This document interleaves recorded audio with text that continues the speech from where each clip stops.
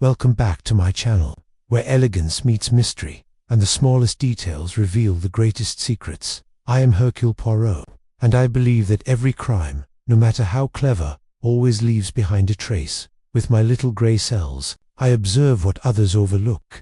A misplaced button, a single footprint, a silence that speaks louder than words. Here, we journey together into the shadows of human nature, where deception hides in plain sight, and truth waits patiently to be uncovered.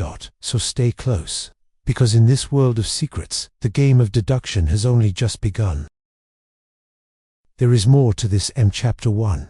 The inciting incident. The ballroom was alight with chandeliers, their golden glow spilling over the elegantly dressed guests like a tide of warmth. It was the kind of event that would be spoken of for years, the unveiling of a collection of rare artifacts, showcasing centuries of craftsmanship, hosted by the illustrious Marquis of Chatham at his estate, Hereford House. Among the guests were aristocrats, diplomats, and artists, all mingling under the grand arches of the ballroom. The air was thick with gossip, quiet laughter, and the tinkling of fine glassware. Yet, the most captivating piece of all, the one that everyone had eagerly anticipated, was the rare Gossamer headdress. The headdress, crafted from threads so fine they were almost invisible to the naked eye, shimmered under the lights, its delicate beauty impossible to ignore. It was said to be centuries old, rumored to have belonged to a queen of an ancient dynasty. Now, displayed at the heart of the ballroom, it was encased in a glass dome, with a single spotlight illuminating it as if it were a divine artifact.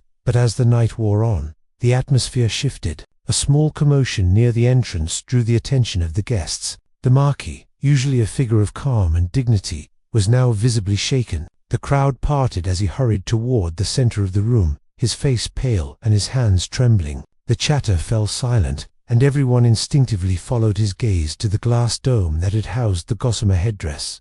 It was empty. A gasp echoed through the room. "Impossible," murmured Lady Worthington, clutching her pearls. "It was just here." The Marquis of Chatham, visibly stricken, looked at the assembled guests, his voice trembling. "The headdress, it's gone." He stepped back, as if to catch his breath, before his eyes landed on a group of guests near the back of the room. Their faces were shadowed by the grand pillars, but one figure stood out: his sharply tailored suit, his perfectly coiled mustache, and that look of quiet confidence. Hercule Poirot had arrived. The murmur of shock and confusion continued to ripple through the crowd. Poirot, calm as ever, surveyed the scene with a glimmer of curiosity in his eyes. The headdress, so carefully presented, had vanished into thin air. Not a sound had been heard. The glass dome was still intact, as though no one had touched it. Yet, the artifact was gone. Poirot's gaze shifted slowly across the room, lingering on the faces of those closest to the display. The Marquis appeared distraught, his eyes wide and wild.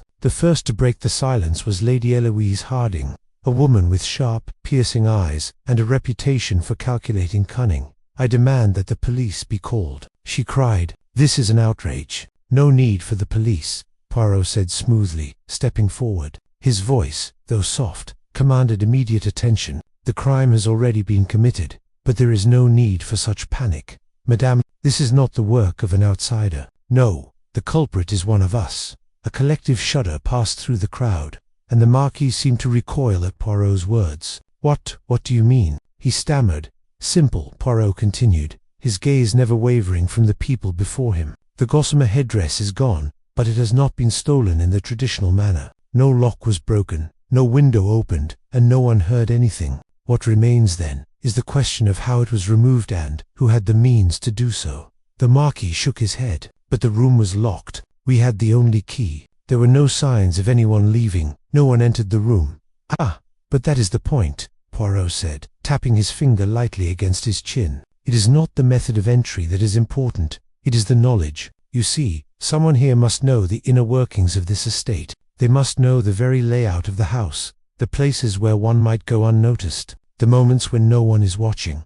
The guests exchanged nervous glances, each of them now looking inward as if they could somehow see the guilty party. Poirot smiled slightly, sensing the shifting dynamics of the room. It was clear that many of them had their own suspicions, but no one dared speak. The Marquis's hand gripped the back of a nearby chair, his knuckles white with tension. You think one of my guests is responsible?" "I think," Poirot began, his voice low and deliberate, that one of your guests has more to gain from this theft than anyone might imagine. But rest assured, I shall not leave until I have unraveled this mystery and exposed the one who dares to commit such a crime in my presence." As Poirot's words hung in the air, the tension in the room became palpable. The guests were now acutely aware that their fates were tied to the fate of the Gossamer Headdress, and the mysterious man standing before them, whose little grey cells would undoubtedly guide the way to the truth, would be their only hope of redemption. But for now, the crime had been committed,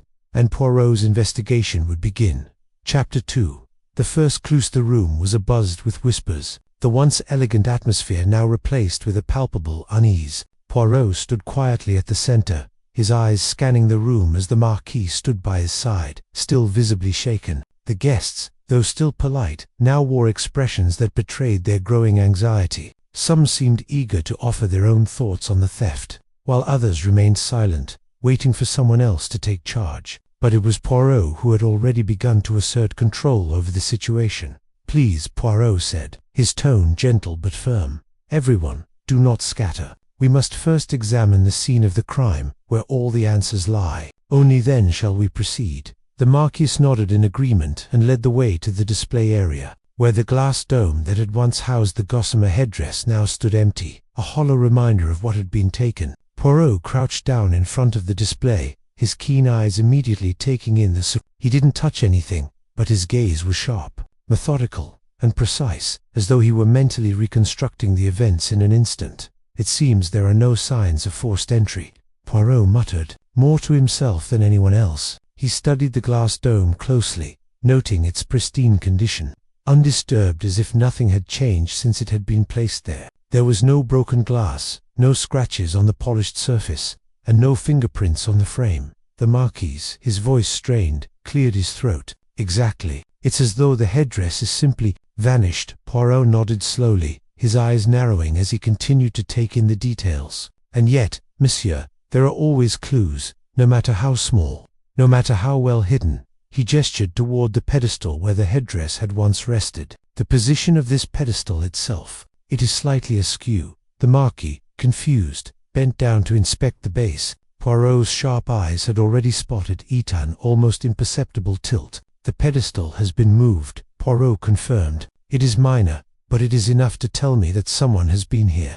Someone with knowledge of how to bypass the security of this room." A shiver ran through the crowd as Poirot continued. Someone who knew that the headdress could be easily removed. Despite the barriers in place, Lady Eloise Harding, her lips pressed tight in a thin line, stepped forward. "You're saying that someone in this room is responsible for the theft?" Her tone was skeptical, but beneath the surface there was an edge of fear. Poirot looked at her, his expression unreadable. "Yes, madame, that is exactly what I am saying." His gaze shifted to the other guests, one by one, before returning to Lady Eloise. "And I believe that one of you possesses the key to this mystery hidden beneath the layers of your own lies and pretensions."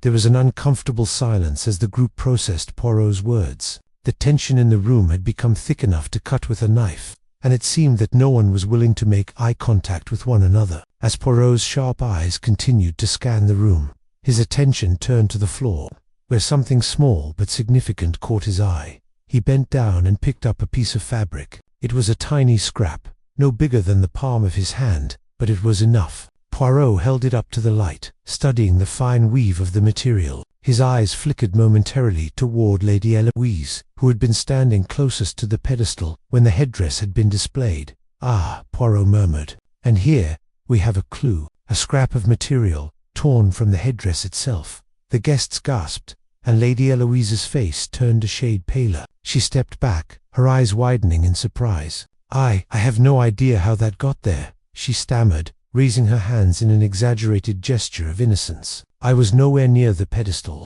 Poirot, unfazed, placed the fabric in a small pouch he had removed from his pocket. "We shall see, madame. The fabric will tell us the truth, as will the evidence from the rest of this room." At that moment, Inspector Fletcher arrived, his heavy footsteps echoing through the room. His uniform was pristine, and though he wore a confident expression, the urgency in his eyes betrayed his growing concern. "Poirot, I've just spoken with the staff. None of them were near the display tonight. There were no interruptions, no odd movements. Fletcher's brow furrowed as he approached the crime scene. "But what I don't understand is, how could the headdress have disappeared like this?" Poirot straightened, looking at the inspector with a sharp gaze. "Mon ami, you are right to be perplexed. However, there is one thing that you are missing." Poirot turned to the Marquis. "I believe this theft was not only planned but meticulously orchestrated. Someone here knew exactly how to gain access to the headdress. Someone with a deep understanding of the estate, the movements of the staff, and the vulnerabilities in your security." The Marquis nodded, but his voice was thick with frustration. "But who among my guests would have such knowledge?" Poirot looked around the room, his eyes landing on each guest in turn. The tension in the room was palpable. Every individual present knew that they were being scrutinized, but as Poirot's eyes moved from person to person, it was clear that they were all hiding something that would soon be uncovered. "Ystery then meets the eye," Poirot said, his voice calm but insistent. "But rest assured, I will uncover the truth. The game has only just begun." The first clues had been uncovered, but Poirot knew that the journey to the truth was far from over. Every word, every action would be a piece of the puzzle, and soon the carefully woven fabric of deceit would unravel, revealing the real culprit hiding beneath layers of suspicion. The game of psychological deduction and mind games had begun. Chapter 3.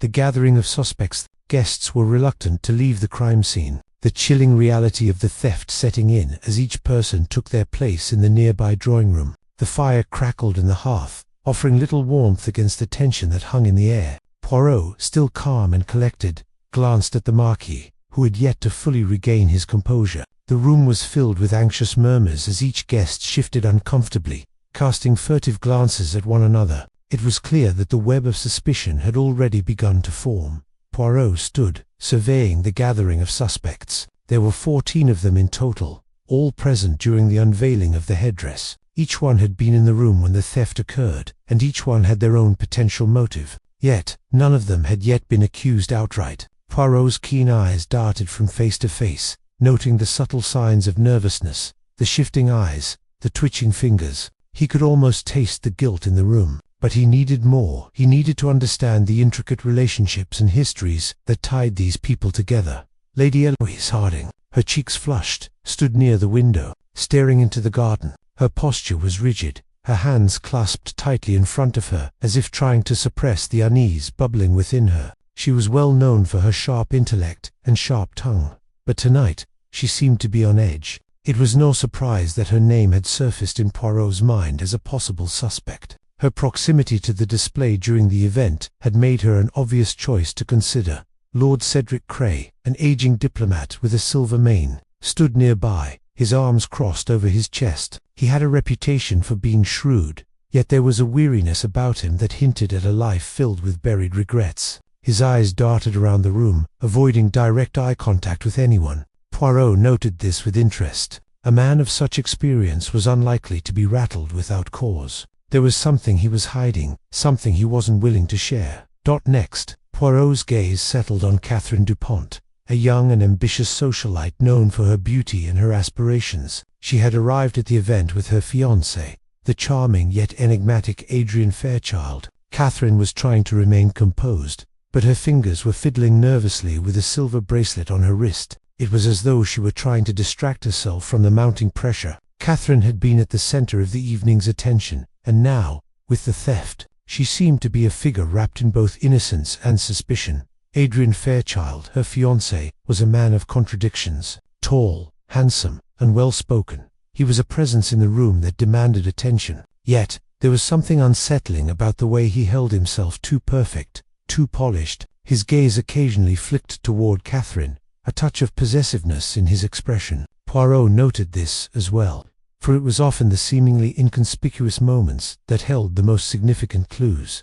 Inspector Fletcher, having arrived earlier, stood in a corner of the room, his hands tucked behind his back. The inspector was a methodical man, but Poirot could sense his growing frustration. Fletcher had spent years in law enforcement, yet tonight he seemed out of his depth. There was an uncertainty in his approach, a subtle suggestion that he had already concluded the case in his mind. He had been quick to accuse the most obvious suspect, but Poirot had already proven that assumptions were dangerous. Lady Veronica Darnley, a widow with a taste for drama, sat near the fire, her fingers brushing the lace of her sleeve. She was quiet, too quiet, and this only served to raise Poirot's suspicions. The widow was known for her gossip and penchant for creating intrigue wherever she went, but tonight, her usual lively chatter had been replaced with a deep silence that spoke volumes.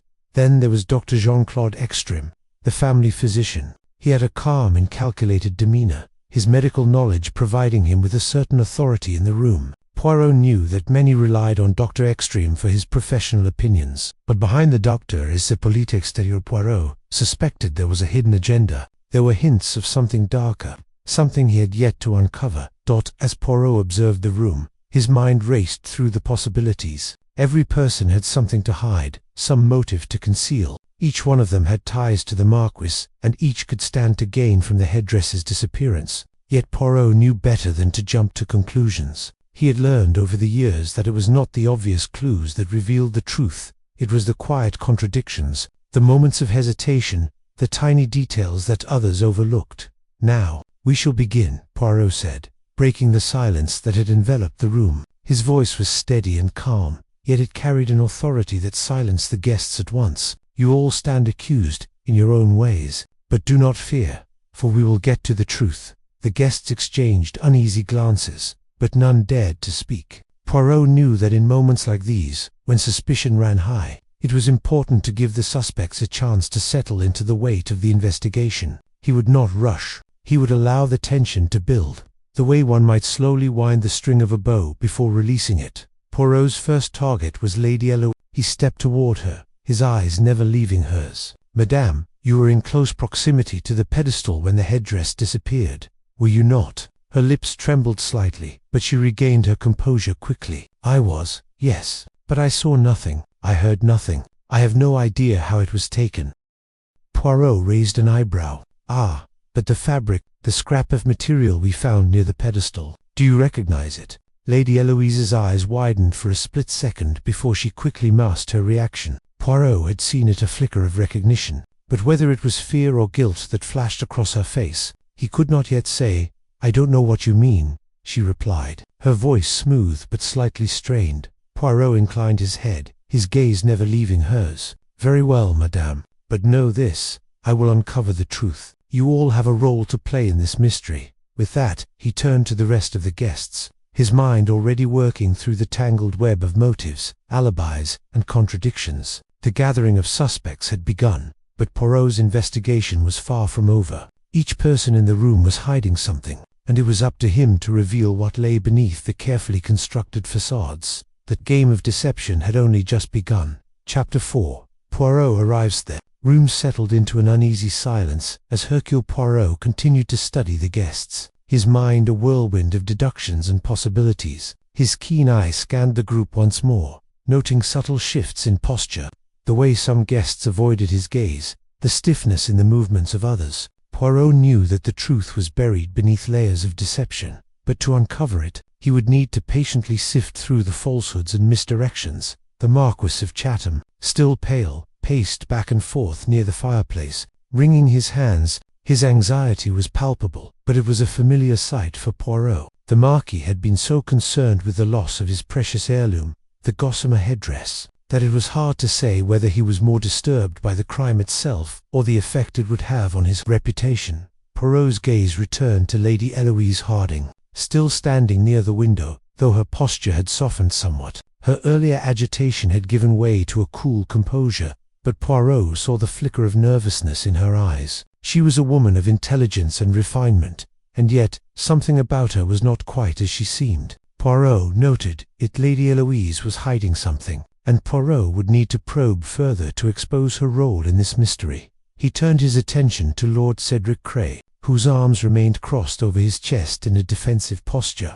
Though the diplomat's face remained neutral, his eyes darted about the room, as though calculating how best to extricate himself from the situation. The more Poirot watched, the more convinced he became that Lord Cray had some hidden knowledge, some insight into the theft, but whether it was guilt or simply self-preservation, Poirot couldn't yet tell. Poirot's thoughts were interrupted by a soft cough from the back of the room. It was Dr. Jean-Claude Ekstrom, the family physician, who had been standing silently in the corner, his hands clasped behind his back. His posture was relaxed, but his eye sharp and calculating gave him away. "Poirot," Dr. Extreme said, his voice smooth, but with an edge of impatience, "are you not going to begin your investigation? We all stand here, waiting for you to shed light on the matter at hand."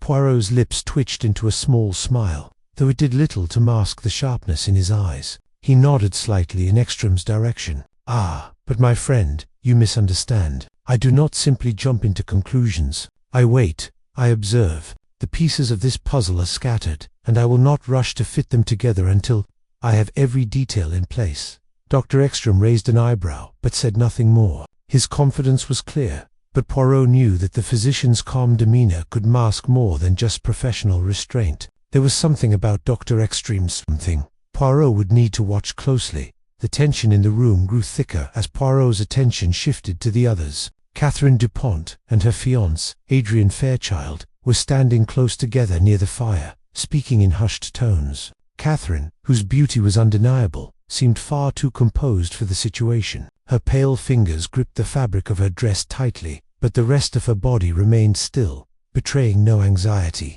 Poirot couldn't help but wonder if her calmness was merely a froncement to cover up a more tumultuous inner state. Adrian Fairchild, meanwhile, appeared even more aloof than usual. His jaw was set firm, and his eyes flicked around the room, scanning for any potential threats or intrusions. Poirot could tell that Adrian wasn't so much concerned with the theft as he was with how it might affect his position. A man who relied on his connections and social status, Adrian likely saw the scandal as a threat to his carefully cultivated image. The inspector, meanwhile, had grown increasingly restless. Poirot observed him out of the corner of his eye as Fletcher moved about the room, talking to the various guests in a loud, authoritative manner. The inspector's methods were obvious. He sought to control the room through sheer force of presence, but it was clear that he was not in control of the investigation. His reliance on standard procedure left him blind to the subtler truths Poirot saw so clearly. Poirot approached the Marquise, who had fallen silent, his earlier pacing now replaced by a quiet resignation. "Mon ami," Poirot said softly, "you are troubled, but I assure you, I shall uncover the truth. Let us proceed methodically, and all will be revealed." The Marquis glanced up, his eyes filled with a mixture of hope and desperation. "I cannot understand it, Poirot. How could this have happened? There was no sign of struggle, no sign of entry. It is as though the headdress simply disappeared." Poirot's eyes glinted with a quiet amusement. "Ah, my friend, that is the essence of the mystery. To most, it would seem as though it simply vanished. But to me, it is evident that someone here has orchestrated this with great care." The Marquis's brow furrowed, and he took a step closer. "You think the thief is one of us?" Poirot nodded slowly. "Of course, no outsider could have pulled this off. This theft required knowledge of the estate, of the staff's movements, and of the vulnerabilities in your security. Someone here knew exactly how to make the headdress disappear without a trace." The Marquis glanced around at the guests, his expression one of increasing anxiety. But who? Which one of them could be responsible? Poirot allowed a brief pause, then spoke quietly. "That, mon ami, is the mystery I intend to solve, and the first step is to understand each of you better." Poirot turned to face the guests, his voice steady and sure. "In order to uncover the truth, I must first understand your motives. The headdress, so valuable, so unique, was not stolen without reason. Each of you has something to gain from its disappearance. It is my task to unravel those motives, to find the thread that ties them together." There was a moment of silence, the room heavy with expectation. Poirot's gaze swept over the suspects once more, the pieces of the puzzle beginning to form in his mind. Every face before him was a clue, every movement a hint. But Poirot knew that in order to solve this mystery, he would need to peel back the layers of deceit one by one, exposing the truth hidden beneath. The investigation was far from over, but Poirot was confident he would uncover the guilty party. It was only a matter of time. Chapter 5. Initial interviews begin. The evening continued to unfold, the weight of the mystery thickening in the air like an oppressive fog. Poirot, ever calm, called for the first interview. He knew the value of every second, and he intended to take his time methodically, quietly, but with absolute precision. His eyes briefly scanned the room, noting the tension among the guests. Each person's body language betrayed their unease, their fear of being suspected, and their attempts to appear unaffected by the investigation. "Lady Eloise," Poirot said, his voice cutting through the silence, The room seemed to hold its breath as she stepped forward, her movements graceful but stiff. Her eyes flicked around nervously before settling on Poirot. "Ah, Monsieur Poirot," she began, her voice cool and measured. "I suppose you will wish to ask me questions now."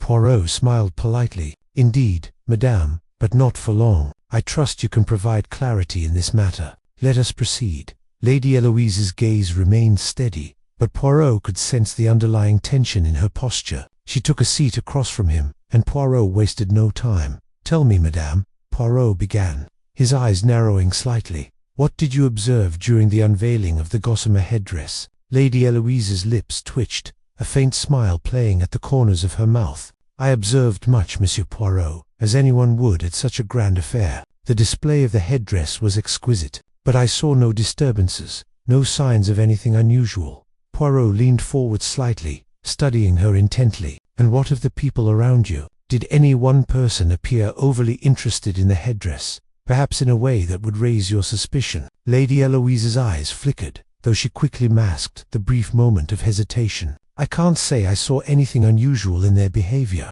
Everyone seemed to enjoy the display." Poirot noted her response, but his eyes were not yet satisfied. "Ah, but you were closest to the pedestal when the headdress disappeared, were you not?" Lady Eloise stiffened for a moment before responding. "Yes, I was near the display, but I saw nothing out of the ordinary." Poirot continued, his tone never wavering. "And when the headdress vanished, you did not hear anything? No footsteps, no movements?" "I heard nothing," she replied, the slightest edge creeping into her voice. "I'm afraid I have no explanation." Poirot studied her closely, his eyes narrowing. There was something in her demeanor that didn't quite add up. His intuition was sharp, and though she was hiding something, he would need more than just a hunch to make his case. "Very well," Poirot said, nodding slowly. "You may return to your seat, madame, but remember, I shall return to you when the time is right." Lady Eloise rose from her seat, her eyes briefly flicking toward the others before she returned to her place in the room. Poirot's gaze lingered on her for a moment before turning to the next guest. "Lord Cedric Cray," Poirot called, his voice steady and deliberate. The aging diplomat approached, his movements slow, his face calm but weary. He was a man who had seen much in his life, yet the circumstances of tonight seemed to unsettle him. "Ah, Poirot," Lord Cedric said, his voice a rich, gravelly tone. "I knew this evening would come to something unpleasant. Well, ask your questions. I don't have time to dawdle." Poirot gestured to the chair across from him. "Please, mon ami, sit. We have all the time in the world." Lord Cedric seated himself, his posture erect, but his eyes betraying a hint of wariness. Poirot wasted no time. "Lord Cedric," he began, "tell me what you noticed during the unveiling of the headdress. Did you see anyone acting suspiciously?" Lord Cedric's eyes flicked around the room, as though searching for the right words. "No," he said finally, his tone curt. "Everyone seemed to be in their place. The headdress was a beautiful piece, but I doubt anyone here would risk such a thing in such an open setting." Poirot leaned in. "And what of the other guests? Did any of them seem particularly interested in the headdress?" Lord Cedric paused for a moment, his expression unchanging. "No more than anyone else, I'd say. People admired it, but nothing out of the ordinary." Poirot studied him closely, noting the subtle tightening of his jaw. "Where were you when the headdress disappeared, Lord Cedric? Were you present in the room at all times?" "I was here," Lord Cedric said, his voice firm. "I never left the room." Poirot watched him intently. "Are you sure?" Lord Cedric met his gaze without flinching. "Yes, Poirot, I'm sure." Poirot allowed the silence to stretch for a moment, considering Lord Cedric's words. The diplomat had answered quickly, but something about his too-perfect response raised a red flag. Poirot could sense that there was more lurking beneath the surface, but for now, he would let it lie. "Thank you, Lord Cedric," Poirot said smoothly. "You may return to your seat." Lord Cedric nodded curtly and retreated to his place. As Poirot watched him go, he knew that his investigation was far from over. The interviews were just the beginning, and with each guest, Poirot was beginning to see the cracks in their carefully constructed facades. One by one, Poirot would peel back the layers of deceit. There were still many questions to ask, many more contradictions to uncover, but with each passing moment, the truth was inching closer to the surface, and Poirot could feel the pieces of the puzzle slowly falling into place. The game was afoot, and Poirot was only getting started. Chapter 6. First false lead. Poirot stood silently in the drawing room, his sharp gaze lingering on each of the guests as they shifted in their seats, each person nervously waiting for their turn to be questioned. His mind was working relentlessly, piecing together fragments of conversation, subtle body language, and small clues. Each guest was hiding something, and Poirot was determined to uncover it. He turned to Inspector Fletcher, who had been observing quietly from a corner. The inspector had offered his own thoughts on the case earlier, suggesting that the theft might be the work of an opportunistic thief, a theory that Poirot had dismissed outright. Fletcher, though diligent, was quick to make assumptions. It was clear to Poirot that the inspector's approach, while methodical, lacked the nuanced insight needed to solve such a complex crime. "Monsieur Poirot," the inspector said, breaking the silence, "I believe we have our prime suspect." Poirot's eyebrows arched, but his face remained composed. "Ah, you have found the guilty party, mon ami." Fletcher nodded, his eyes gleaming with the satisfaction of his own conclusions. "I have, indeed. It's Lady Eloise Harding. She was the closest to the pedestal when the headdress disappeared, and we've already found the scrap of material that matches her dress. The evidence is irrefutable." Poirot's gaze flickered momentarily to Lady Eloise, who had been standing by the window, her back to the group. She turned at the mention of her name, her eyes sharp, her lips pressed tightly together. The accusation hung in the air, but Poirot was not convinced. "There is more to this than met the eye." "Is it though?" Poirot asked, his tones soft but piercing. "You may have a piece of material, yes, but that is not enough to determine guilt, Inspector." Fletcher looked momentarily frustrated, but quickly regained his composure. "The evidence is circumstantial, true, but it fits perfectly. She was seen near the display, the fabric matches her dress, and she's the only one who could have easily tampered with the headdress without anyone noticing." Poirot crossed his arms, his gaze steady. "Yes, but I see a few gaps in your reasoning, Inspector. Firstly, the scrap of fabric could easily have been planted. Secondly, you have yet to explain how Lady Eloise could have stolen the headdress without anyone noticing. The glass dome was not disturbed, and no one heard any noise." Fletcher hesitated, his confidence beginning to waver under Poirot's scrutiny. "But, surely, ..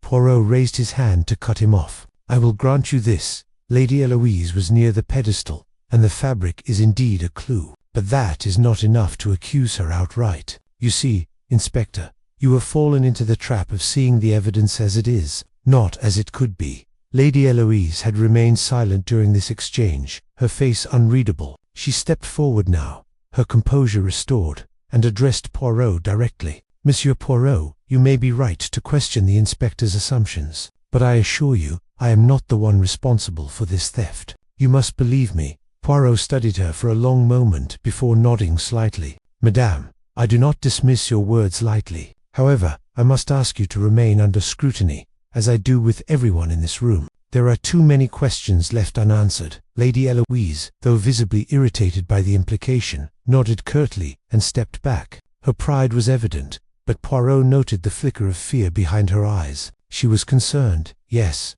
but not guilty, at least, not yet. Poirot turned his attention back to the group, his eyes scanning the room. "You see, Inspector, what you have done is what many do when faced with a mystery. They seize upon the most obvious answer and disregard the rest. You've chosen Lady Eloise, not because she is guilty, but because she fits the pattern you've constructed in your mind." Fletcher looked uneasy, but Poirot continued, "The true culprit will not be so easily identified. There is a much deeper game at play here, one that is not concerned with simple theft. This is about motives, about people who will do anything to protect their secrets." There was a moment of silence before Poirot spoke again, his voice calm but decisive. "It is time for us to move on to the next step. We will uncover the true thief, but it will require patience, observation, and a sharp eye for detail." Poirot turned to Catherine Dupont, who had been standing quietly with her fiancé, Adrian Fairchild, by the fire. "Madame Dupont," he said, his voice cutting through the tension,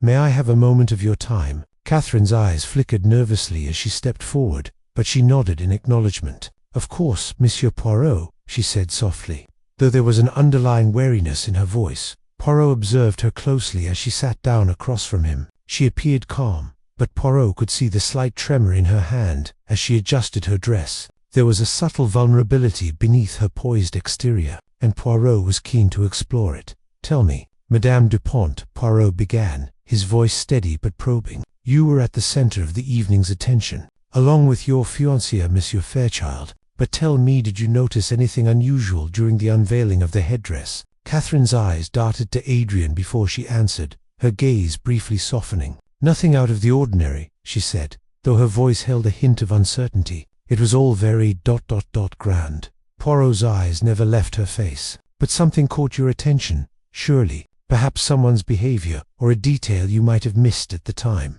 Catherine's breath caught slightly, and Poirot immediately noted it. She was hiding something. But what? The answer lingered just beneath the surface, like a fish swimming in the depths, waiting to be caught. Before she could respond, Adrian Fairchild stepped forward, his posture protective. "Catherine doesn't have anything to add," he said firmly. "I assure you, Poirot, we were both as shocked as anyone when we learned of the theft." Poirot's gaze shifted to Adrian, his eyes narrowing slightly. The man's protective tone was perhaps too defensive, a subtle attempt to control the conversation. Poirot made a mental note of it, but he chose not to press further yet. "I understand, Monsieur Fairchild," Poirot said evenly, "but I must ask you both to remain available for questioning. We are not finished with this investigation." Catherine nodded, though her face betrayed a flicker of fear. Adrian, too, seemed uneasy, but he stood his ground. Poirot could sense that neither of them were being entirely truthful. But the pieces were not yet fitting together. As they returned to their place, Poirot's mind continued to work. The investigation had taken an unexpected turn, and the false lead presented by Fletcher only served to deepen the mystery. Lady Eloise, though momentarily a suspect, was not the true culprit. The true thief was still out there, hidden among them, playing a far more dangerous game. Poirot could feel if the game was intensifying, and soon the truth would reveal itself in the most unexpected of ways. Chapter 7. The Psychological Game.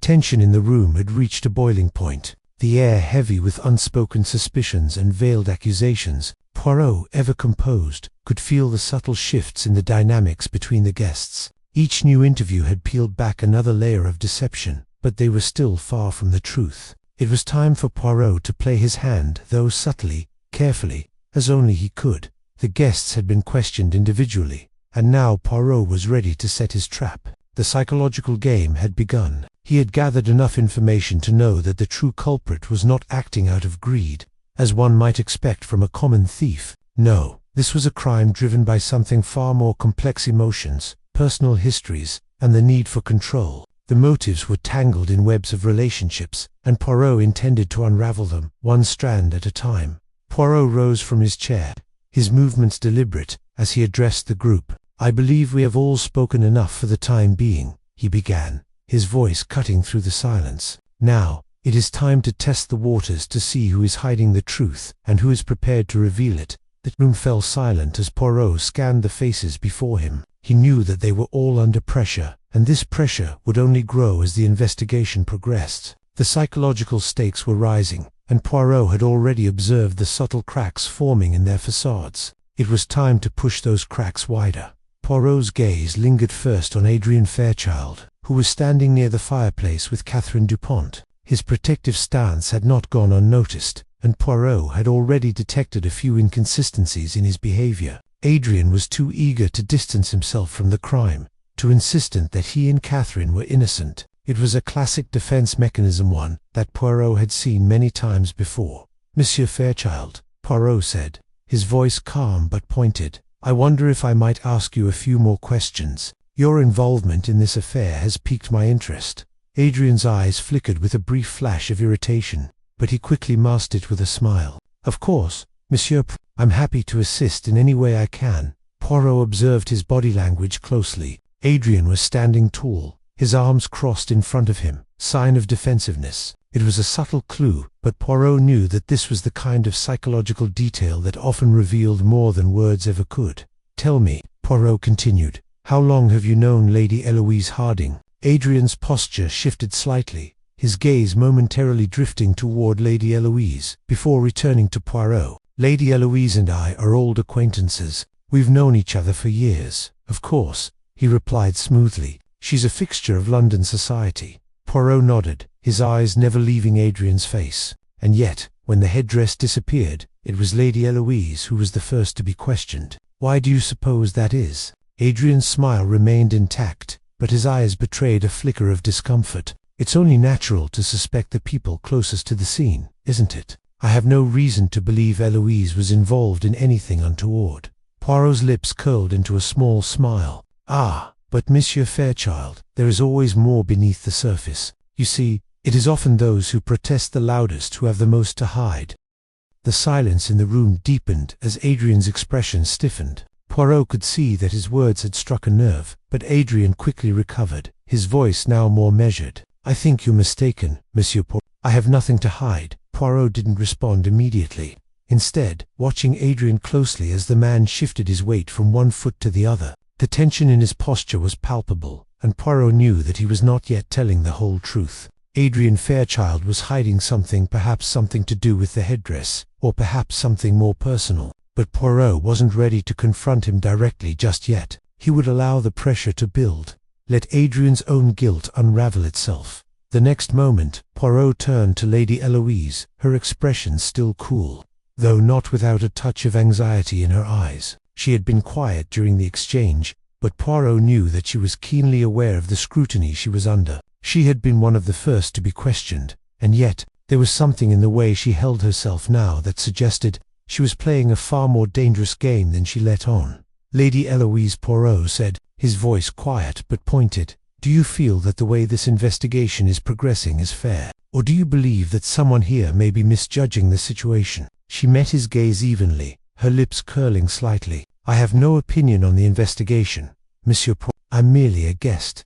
After all." Poirot allowed the silence to stretch for a moment, before continuing, "But surely, you must have noticed the way the others are reacting, how some are more eager than others to point fingers." Lady Eloise's eyes darkened slightly, though her composure never faltered. "I'm not one to involve myself in such matters, Poirot, but I have noticed that some of your questions seem aimed at certain people." Poirot's gaze softened, but only slightly. "Ah, but madame, questions must be aimed at everyone. For you see, the truth is often hidden in plain sight. It is not enough to ask the right questions. One must also ask them of the right people." Lady Eloise's eyes narrowed slightly at his words, but she did not respond. Poirot sensed that she, too, was playing her part in the intricate dance of misdirection, pretending to be above suspicion when in reality she was just as entangled in the web of lies as the rest of them. Poirot glanced around the room, his gaze sweeping over the guests one last time. Each of them had a role to play in this mystery. Some were guilty, some were innocent,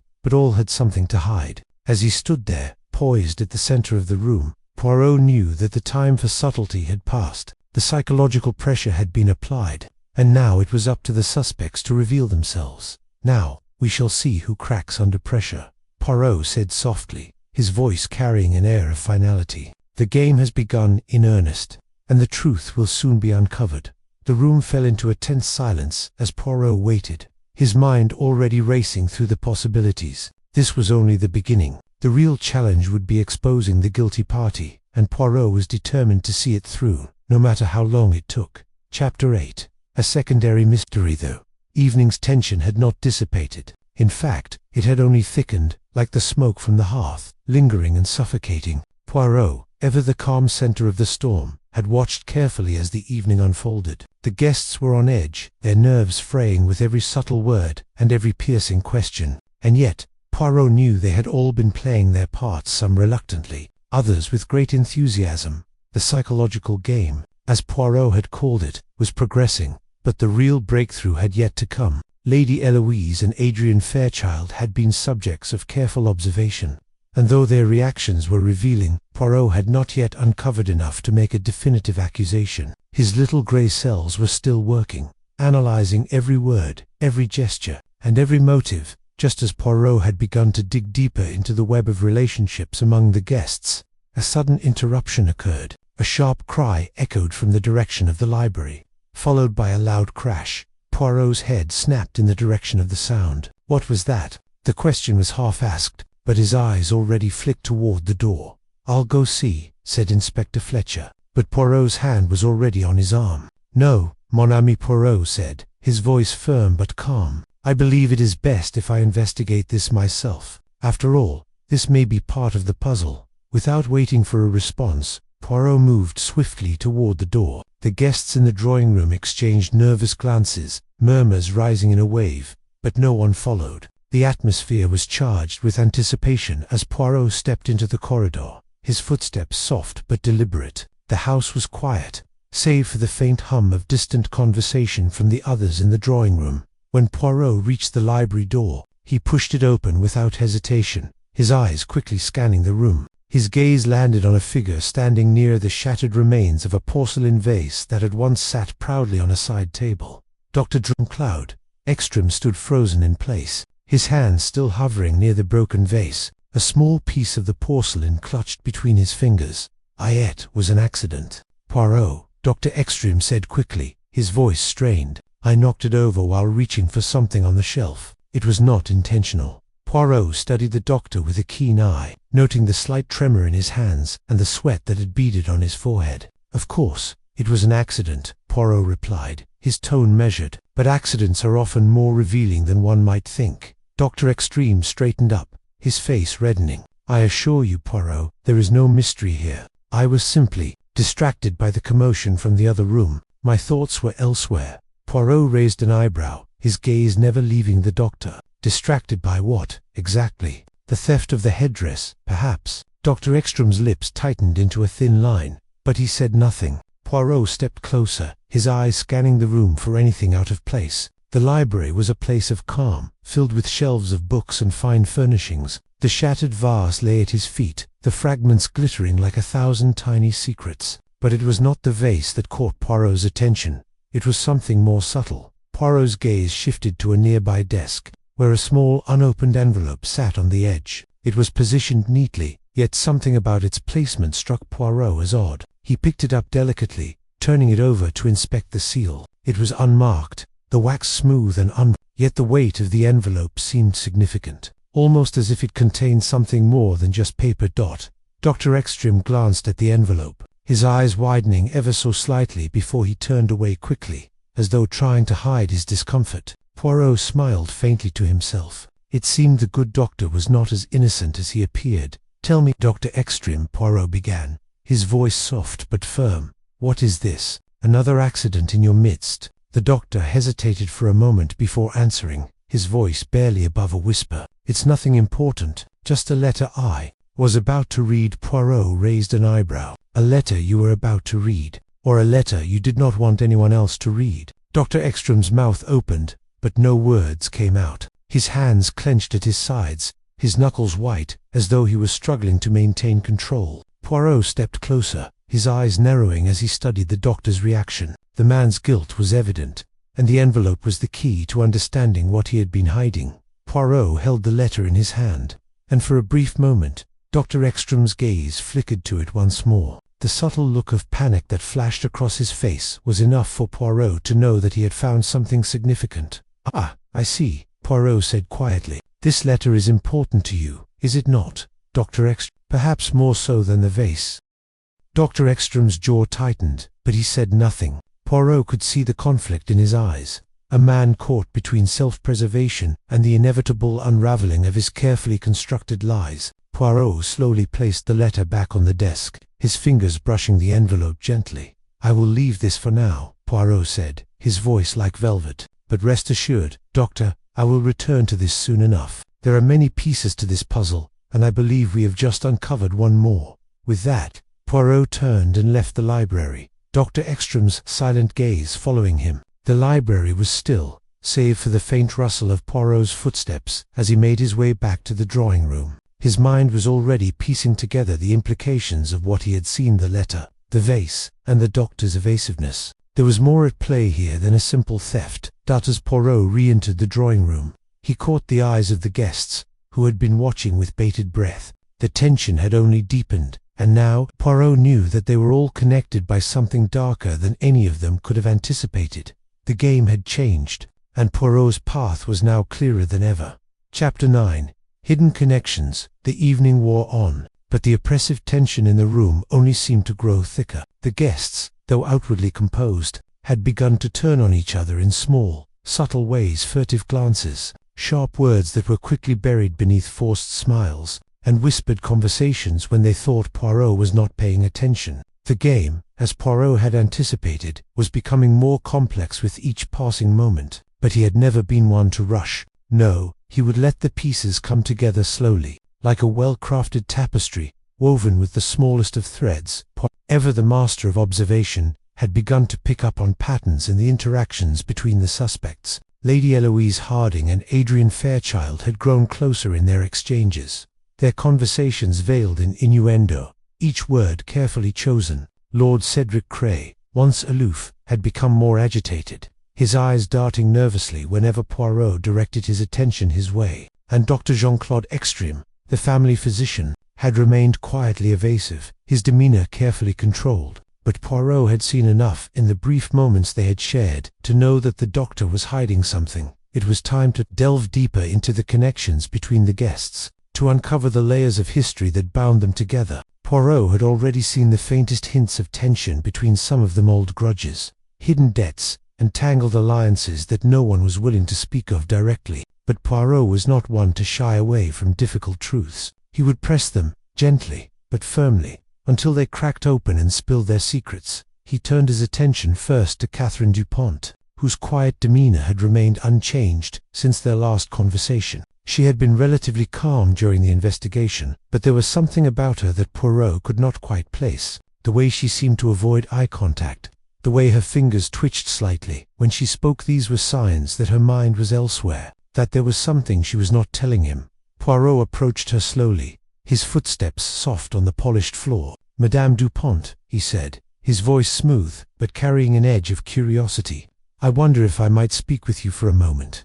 Catherine looked up, her eyes flicking to him before lowering again. "Of course, Monsieur Poirot," she replied, her voice steady, though there was a faint tremor in her hands as she clasped them together in her lap. "What would you like to ask?" Poirot took a seat across from her, his gaze never leaving her face. "I have noticed, madame, that you seem particularly distressed. It is as though there is something weighing heavily on your mind." Catherine shifted in her seat, her lips pressing together tightly as though she were considering whether or not to speak. Poirot could see that she was struggling with something, perhaps fear, perhaps guilt, but he could sense that she was not yet ready to reveal her thoughts. "I am not distressed, Monsieur Poirot," she said, her voice cool but slightly strained. "I simply wish to see this matter resolved as quickly as possible." Poirot leaned forward, his eyes narrowing. "Ah, yes, madame, we all wish for the same, but you must understand, I have learned that in situations such as this, the ones who wish for resolution the most are often those with the most to hide.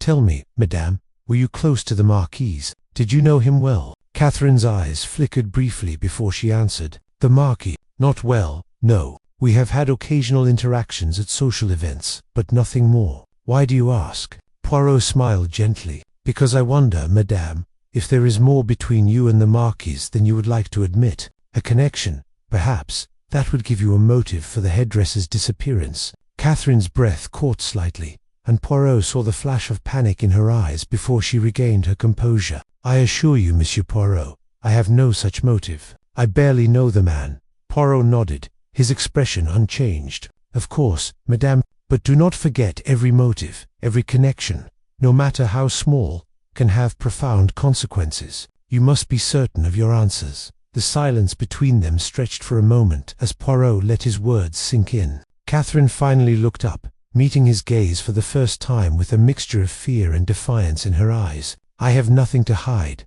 Monsieur Poirot," she said, her voice barely above a whisper. Poirot nodded once more, satisfied for the moment. "We shall see, madame, we shall see." He stood, and Catherine returned to her place near Adrian Fairchild, her movements quick and stiff, her gaze never quite meeting his. Poirot watched her for a moment before turning his attention to the next piece of the puzzle. Adrian Fairchild. Poirot had noticed earlier that Adrian's demeanor had shifted when he had been questioned. The way he had positioned himself protectively in front of Catherine, the way his answers had been just a touch too smooth. There was more to this man than he was letting on. Poirot had sensed it before, and now he would test it further. "Mr. Fairchild," Poirot began, his voice smooth, "might I have a word with you?" Adrian's sharp eyes flicked to him, and Poirot could see the wariness in his expression. "Of course, Monsieur Poirot," he said, though his tone was clipped. Poirot motioned for Adrian to sit, and the two men faced each other. "I must admit, Monsieur Fairchild, you are a man of mystery," Poirot said, his tone friendly but probing. "I cannot help but wonder what connects you to the Marquis, to Lady Eloise, and to this entire affair. You seem to be involved in ways that are not immediately clear." Adrian stiffened slightly, but his face remained composed. "I don't know what you mean, Poirot. I am simply here with my fiancée, and I am as concerned as anyone about the theft of the headdress." Poirot's eyes never left his. "Ah, yes, I'm concerned. But more than concerned, I suspect. Tell me, Monsieur Fairchild, do you have any personal stake in this case?" Adrian shifted in his seat, his fingers tightening slightly on the edge of his chair. "I'm afraid I don't understand your question, Poirot. I am simply here to ensure that this matter is resolved properly." Poirot smiled faintly, his voice low and purposeful. "Ah, but it is always the proper resolution that interests us most. Nest ce. You must admit, Monsieur Fairchild, you are a man of wealth and influence. Surely, the loss of something as valuable as the Gossamer headdress would affect your position." For the first time, Adrian's composure faltered. He looked away, his jaw tightening as he struggled to maintain his calm. Poirot could see it now, the subtle cracks in the veneer of control that Adrian had worked so hard to maintain. The fear was there, hidden beneath the surface, and Poirot had only to wait for it to emerge. "It is, of course, a tragic loss," Adrian said, his voice strained. "But that doesn't mean I'm involved in any way."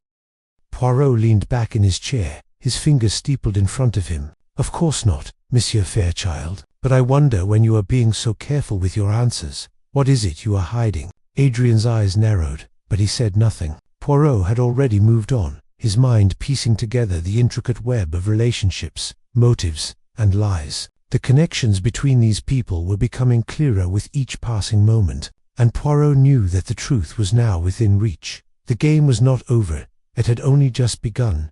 Chapter 10. Poirot's secret Clutha clock on the mantelpiece ticked steadily, its rhythmic sound filling the otherwise quiet room. Poirot, seated in his usual precise manner, had been observing his guests for some time now, each passing moment bringing him closer to unraveling the mystery. The interviews were progressing, yet Poirot knew that the truth lay in the subtleties, the tiny inconsistencies in their stories, the way their emotions fluctuated when confronted with certain details. He had already taken note of the nervousness in Adrian Fairchild's responses, the tension that lay just beneath Lady Eloise's composed exterior, and the strange behavior of Dr. Extra, whose attempts at deflection had only deepened Poirot's suspicions. But as the evening had worn on, Poirot had begun to notice something else, something more elusive, but no less significant. The guests had gathered again in the drawing-room after their individual interviews, the air thick with the unspoken. Poirot had made no effort to hurry them along. He wanted them to stew in their discomfort, to feel the weight of his scrutiny bearing down upon them. He knew that in moments of pressure, people revealed their true nature, but it wasn't just the guests who were under observation. Poirot had noticed something, a subtle, seemingly insignificant detail that had caught his sharp eye. As he scanned the room, his gaze lingered on the side table near the window. It was a small thing, perhaps too trivial to warrant much attention, but Poirot's mind had been trained to notice even the smallest of discrepancies. A book, positioned slightly askew, the corner of a piece of paper sticking out from beneath it. Nothing overt, nothing glaringly obvious, but enough to make Poirot pause and consider its implications. He stood up slowly, his movements deliberate, as he walked toward the side table. The guests were watching him, their expressions unreadable, but Poirot had already begun to piece together the puzzle in his mind. He could feel the tension building, as though they were all waiting for something to snap, waiting for the moment when Poirot would reveal the truth. Poirot's fingers brushed over the book, and he gently slid it to one side. The piece of paper beneath it was torn at the edges, its corners slightly crumpled. It was old, yellowed with age, and looked like it had been there for some time. He picked it up carefully, as though handling a delicate artifact, and unfolded it with precision. The handwriting was faint but legible, a scrawl that seemed almost rushed. As he read the words, Poirot's mind began to work faster, his thoughts racing. The note was short, but its implications were significant. It was a name that had been deliberately erased, scratched out with angry strokes, as though the writer had wanted to conceal it completely. And beneath the scratched-out name was a series of numbers, hastily written, a code, perhaps, or a reference to something hidden. Poirot's mind immediately leaped into action. The note was important. It was more than just a piece of forgotten paper. It was a clue, one that had been deliberately placed here, just out of sight, for someone to find. And Poirot knew that it wasn't just a random scrap of paper. It was a breadcrumb, leading him to the next layer of the mystery. He turned back to face the guests, his eyes cold and calculating. They were all watching him closely now, their faces betraying the anxiety they were trying so hard to hide. Poirot held the note in his hand, his fingers barely touching the surface as he raised it for all to see. "A most curious thing, n'est-ce?" Poirot said, his voice low but firm. "A note that seems to have been forgotten, or perhaps deliberately concealed. But what does it say, I wonder?" The guests shifted uncomfortably, but none spoke. Poirot's gaze swept across the room, landing briefly on each of their faces. It was subtle, but Poirot could see the shift in their expressions, the slight narrowing of eyes, the flicker of recognition, the tightening of jaws. They knew something. Poirot's eyes moved to Dr. Ekstrom first, who seemed the most composed of them all. "Ah," Dr. Poirot began, his voice almost mocking. "Perhaps you can explain what this is. A note, buried in plain sight, with a name and a code. It seems rather familiar, don't you think?" Dr. Ekstrom's face remained impassive, though there was a slight flicker of unease in his eyes. "I have no idea what you're talking about, Poirot," he said, his voice controlled but strained. "It must be some mistake." Poirot gave him a small smile, a smile that didn't reach his eyes. "A mistake, Doctor, or something more. I wonder if this is the same name you were trying so hard to conceal earlier. Perhaps it's not just a coincidence." Dr. Ekstrom opened his mouth to respond, but Poirot turned away before he could speak. He had already gathered enough from the doctor's reaction. Ekstrom knew more than he was letting on, but Poirot had no intention of pressing him further at this moment. There was more to uncover. Poirot turned his attention to Lady Eloise, who was standing with her arms crossed, her expression one of controlled indifference. "Madame Harding," Poirot said, his voice soft, almost conspiratorial. "Do you know anything about this note?" Lady Eloise stiffened, her lips tightening. "No, Monsieur Poirot, I do not," she replied coolly. "It appears to be of no importance." Poirot watched her closely, his eyes narrowing. Of course, no importance at all. But the way she had spoken so quickly, so defensively, only confirmed his suspicions. Lady Eloise knew something, and she was hiding it. Just as she had hidden her own discomfort earlier. Poirot allowed the silence to stretch for a moment, letting the tension build in the room. The guests were growing restless, but Poirot had no intention of letting them off so easily. This note, this mysterious clue, was the key to unlocking the deeper layers of the mystery, and Poirot would find its meaning, no matter how long it took. "I will leave you all for now," Poirot said finally, his voice calm. "But remember this, the truth is like a hidden thread, woven through every action, every word, and I will find it. That is my promise." With that, Poirot turned and walked toward the door, the note still in his hand, his mind racing with possibilities. He had uncovered something important, something that would lead him deeper into the tangled web of deception. The game was far from over. The clues were piling up, and Poirot was closer than ever to solving the puzzle. But for now, he knew he had to wait for the next piece to fall into place. And when it did, he would be ready. Chapter 11.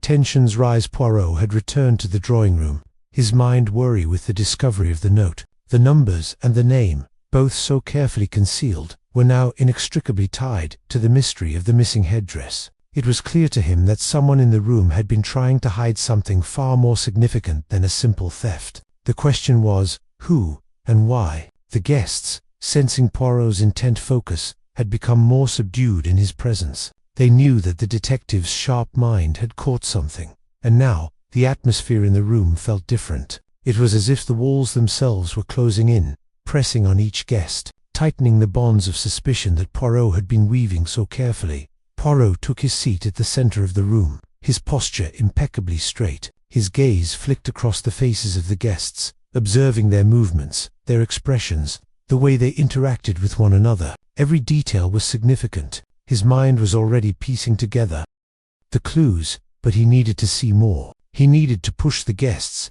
make them uncomfortable, see who would crack under the pressure.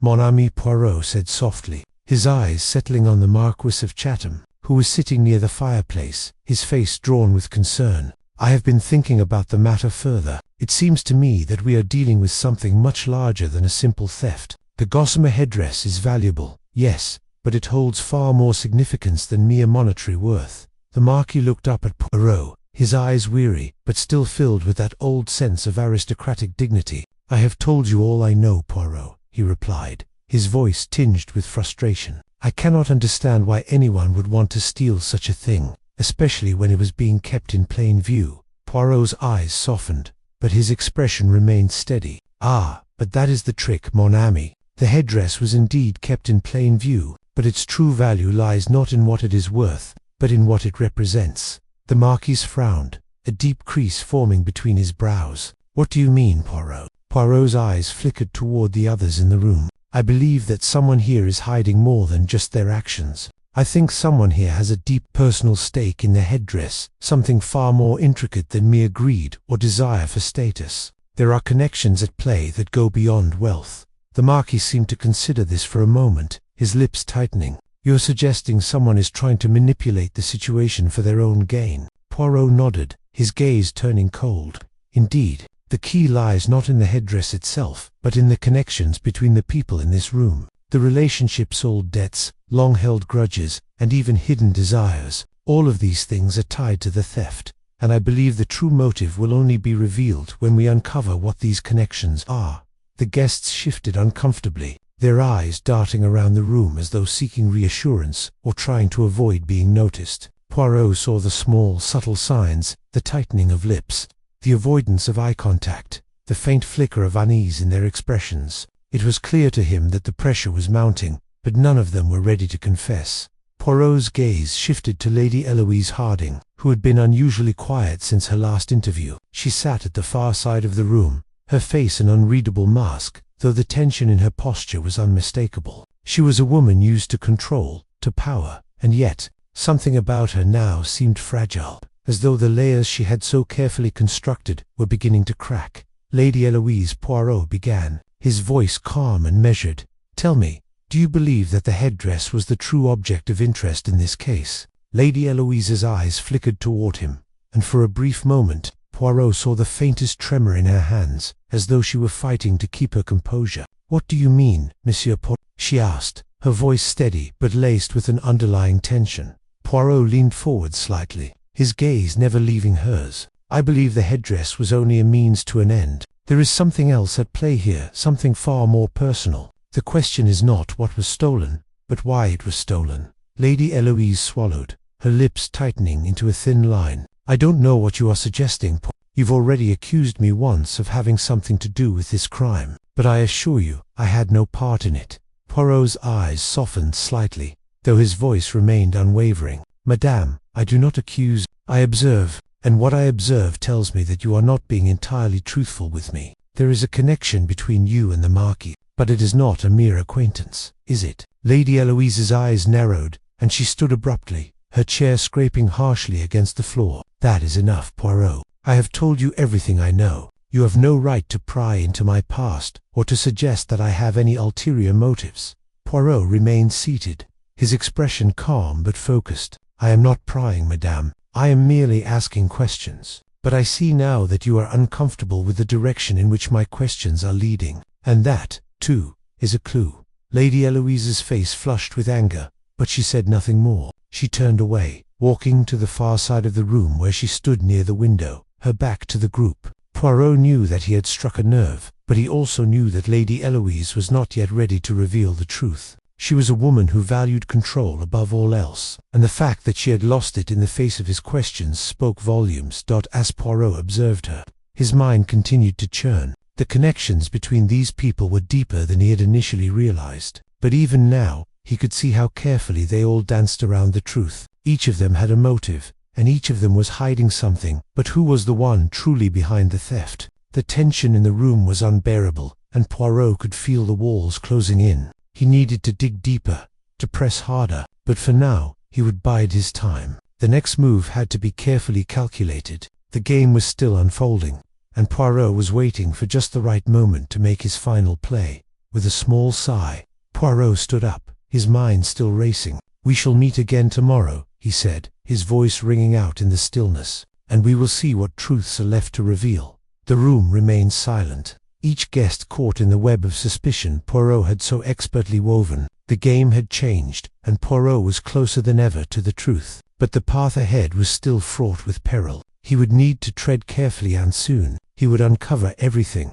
Chapter 12. The confrontation. The tension in the drawing room was almost unbearable, thick enough to suffocate the light that filtered through the grand windows. Poirot had made his observations, asked his questions, and now, with the night stretching late and the atmosphere heavy with suspicion, it was time to apply pressure. The guests had already begun to turn on each other in subtle ways, but Poirot knew that it was only a matter of time before one of them cracked. The fire crackled in the hearth, casting dancing shadows along the walls, but its warmth seemed to offer little comfort to the assembled suspects. Poirot had played his part, his calm exterior hiding the storm of his thoughts as he analyzed each guest's movements, their words, their every action. He had already identified the cracks in their facades, the hidden motives, the unspoken alliances, but it was time to draw them out, to bring the truth into the light. Poirot stood, his posture straight and confident. The room fell silent as his gaze swept over the group, settling first on the Marquis of Chatham. The aging aristocrat sat by the fire, his hands clasped together tightly, his gaze fixed on the floor. He had remained relatively passive throughout the investigation, offering only occasional comments, but Poirot knew that the Marquis had more to hide than he let on. "Mon ami," Poirot began, his voice smooth but carrying an air of authority. "You have been silent for too long. It is time to speak." The Marquis looked up at Poirot, his eyes flickering with a mixture of confusion and unease. "What do you mean, Poirot?" he asked, his voice tight. Poirot stepped forward, his eyes never leaving the Marquis. "You know exactly what I mean. The headdress, the theft, it is all tied to you. Your connections, your past, it is all linked." The Marquis stiffened, his lips pressing together in a thin line. "You have no right to accuse me, Poirot," he said, his voice low, but trembling with emotion. "I have already told you everything I know." Poirot's eyes softened slightly, but his voice remained firm. "You have told me much, yes, but not the whole truth. I see the fear in your eyes, Marquise. Fear of what you have buried, fear of what is being uncovered." The Marquis opened his mouth as though to protest, but no words came. He sank back into his chair, his shoulders slumping in defeat. Poirot knew he had struck a nerve. The Marquis had more to lose than he was willing to admit, and it was that fear that was driving his actions. Poirot turned his attention to Lady Eloise Harding, who had been standing near the window, her arms crossed defensively. She had been quiet for some time now, her usual confidence replaced with a nervous tension that Poirot had not failed to notice. She had been hiding something, of that much Poirot was certain. "Madame Harding," Poirot said, his voice now carrying the weight of his earlier observations, "you, too, have been silent for far too long. Perhaps you would care to explain to me your connection to the Marquis. There is more between you two than you are willing to admit." Lady Eloise's eyes flickered briefly toward the Marquise, and Poirot caught the subtle exchange between them. The air between them was charged with something unsaid, something that neither wanted to acknowledge in front of the others. "I have no idea what you are suggesting, Monsieur Poirot," Lady Eloise replied, her voice cool but tinged with unease. "There is nothing between us that concerns you." Poirot's eyes narrowed. "Madame, the truth is rarely as simple as it appears. Your relationship with the Marquis, while it may seem innocuous, is at the heart of this mystery. You have both been hiding your motives, your connections. It is time for the truth to come to light."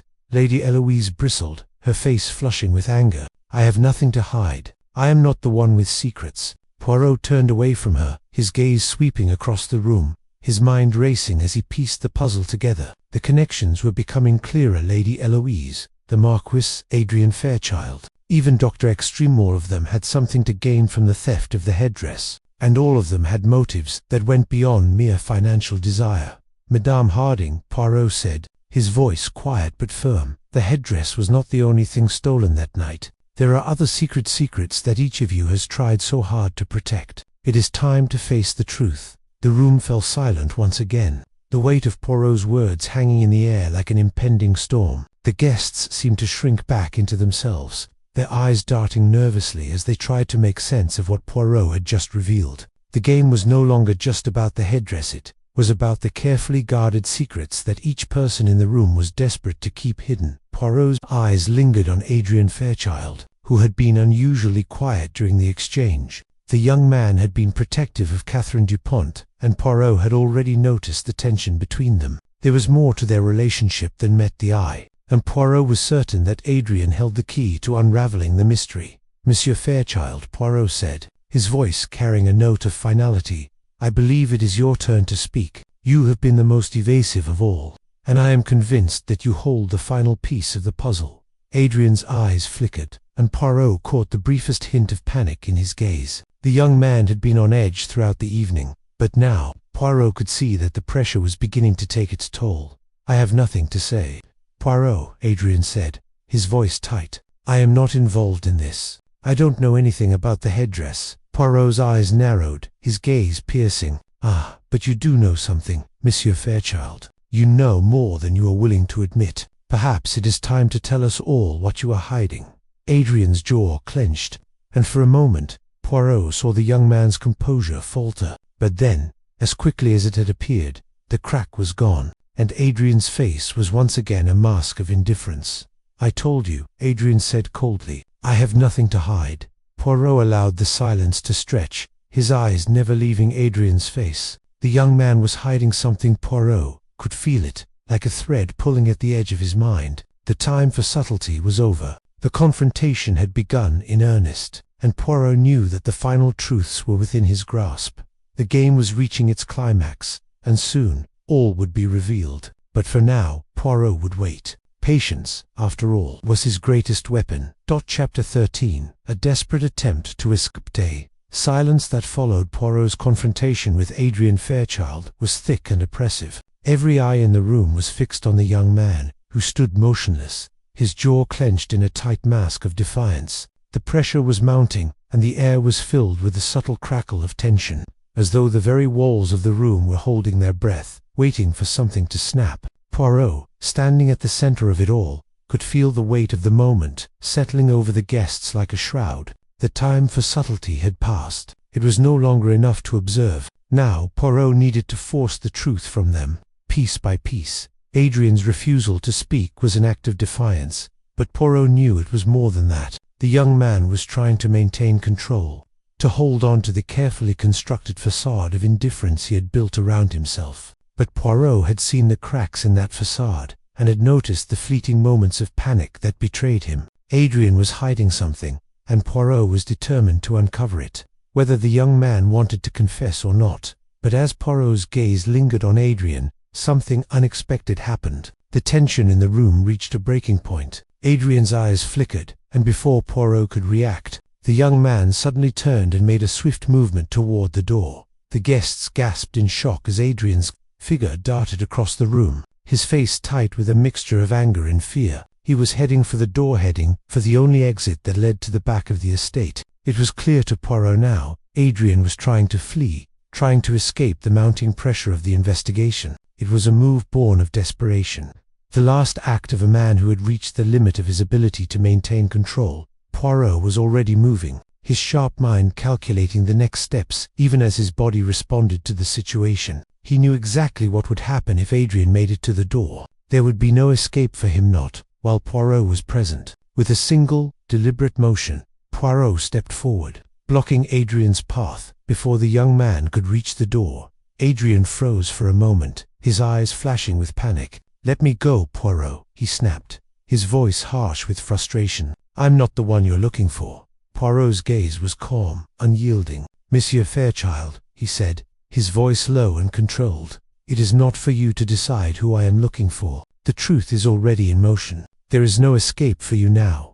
Adrian's chest heaved with a heavy breath, his hand gripping the door handle tightly, as though willing the door to open. He was caught, cornered by his own actions, and for the first time that evening, the young man seemed truly vulnerable. Poirot had seen it, had seen the flicker of fear in Adrian's eyes, the wild desperation that had only been half hidden behind his earlier composure. The guests were watching in stunned silence, unsure of what to do or say. Lady Eloise Harding's sharp gaze flickered between Poirot and Adrian, her lips pressed tightly together, while Dr. Eck, who had been standing quietly near the fire, shifted his weight nervously, clearly unsure of how to react. But Poirot remained composed, his presence commanding the room even in the face of this sudden outburst.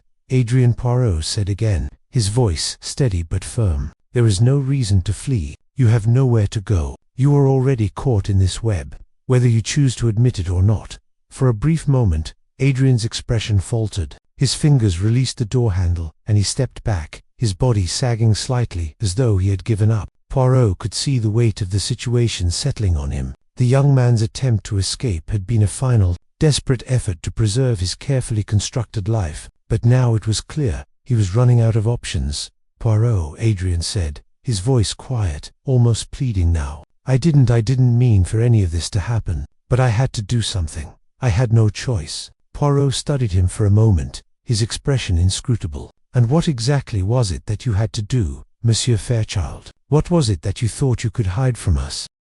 Adrian's eyes flickered, but he said nothing, his lips pressing together tightly as though he were weighing whether to confess or to continue withholding the truth. Poirot could sense the internal struggle, the pull between guilt and self-preservation, but he also knew that Adrian was far too clever to give in easily. "Ah," Poirot said, his voice lowering slightly, "you see, monsieur, it is not the act itself that I find most telling. It is the way in which you try to justify it to yourself, the attempt to flee, the way you act as though you have no responsibility in this. But you do, Monsieur Fairchild. You are involved, and whether you choose to confess now or later, I will find the truth." The silence stretched on, the room hanging in the balance between confession and denial. Poirot's gaze was unwavering, his patience inexhaustible. He had no intention of forcing Adrian's hand, not yet. He knew that in moments like these, the truth would always surface sooner or later. But for now, he needed Adrian to come to terms with it himself. Adrian swallowed hard, his chest rising and falling with the weight of his emotions. His eyes darted around the room, as if seeking an escape. But there was none. The walls were closing in, and there was nowhere left to run. He had been caught, and the longer he waited, the harder it would be to escape the consequences.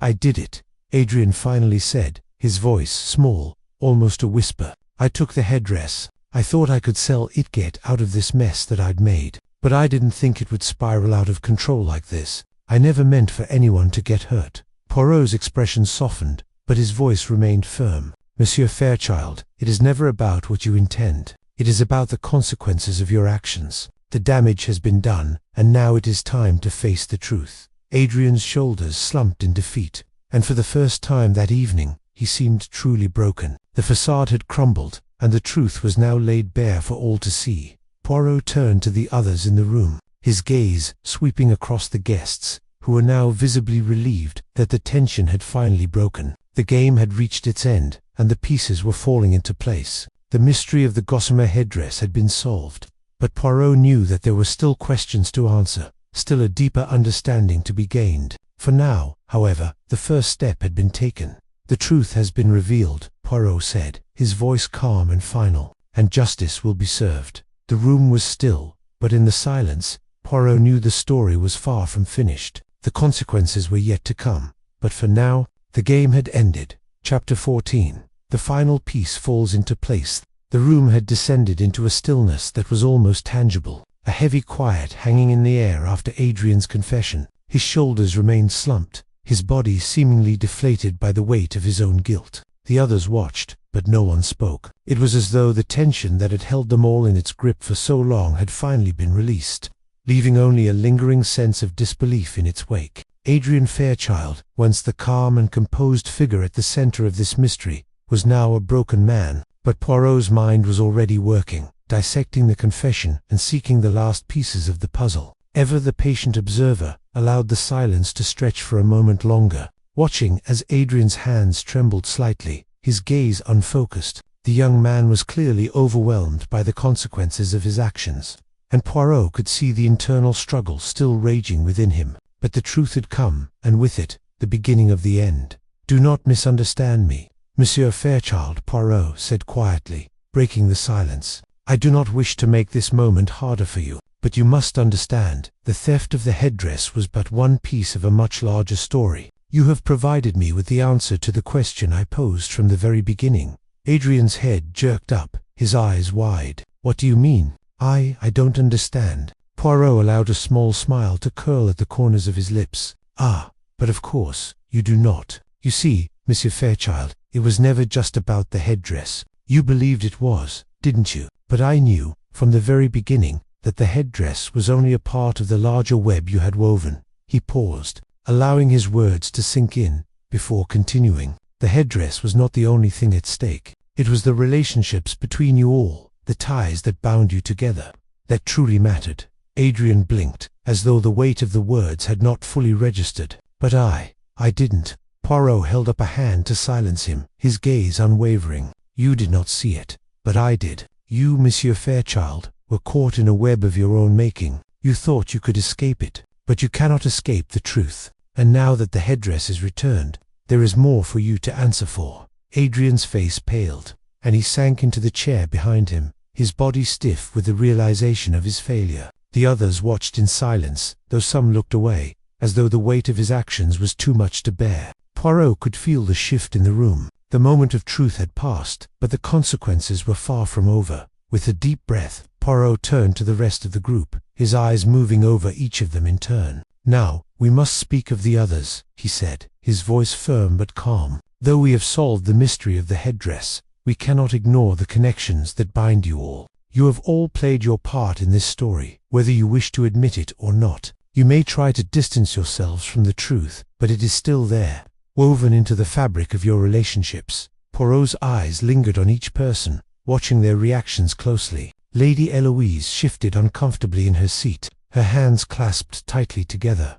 Dr. Extreme, ever the composed figure, looked slightly troubled, but he held his ground. The Marquis, though his posture had remained stiff throughout the ordeal, now seemed more resigned than anything else. Catherine Dupont, on the other hand, had gone pale, her gaze flicking nervously between Adrian and Poirot, her fingers trembling slightly. Poirot's voice softened as he addressed the group. "You see, none of you are entirely blameless in this affair. There are threads between each of you that connect you in ways you may not even understand. The Marquis, who has hidden his own past. The Doctor, who has his own motivations. Lady Eloise, whose ties to the Marquis run deeper than she cares to admit.